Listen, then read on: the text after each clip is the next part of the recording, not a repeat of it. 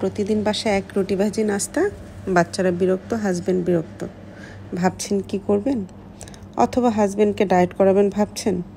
তাহলে এমন একটি ব্রেকফাস্ট আজই বাসায় অ্যাপ্লাই করুন।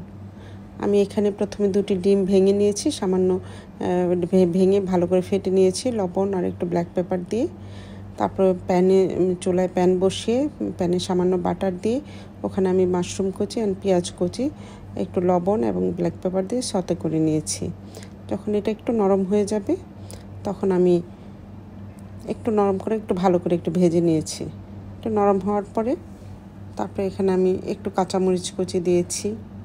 যদি আপনি ঝাল পছন্দ করেন তো দিতে পারেন, না দিলেও সমস্যা নেই। আমি একটু চিলি ফ্লেক্স দিয়েছি, সেটাও একটু ঝালের জন্য।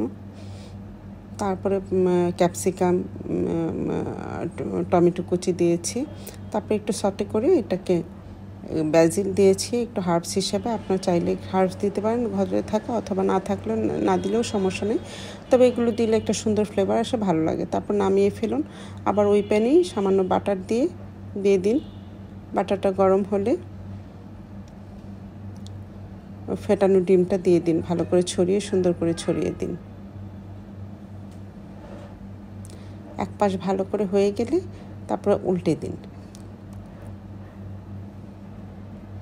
তারপর সেই সতে করা ভেজিটেবলগুলো একদম ছড়িয়ে দিন অমলেটের উপরে।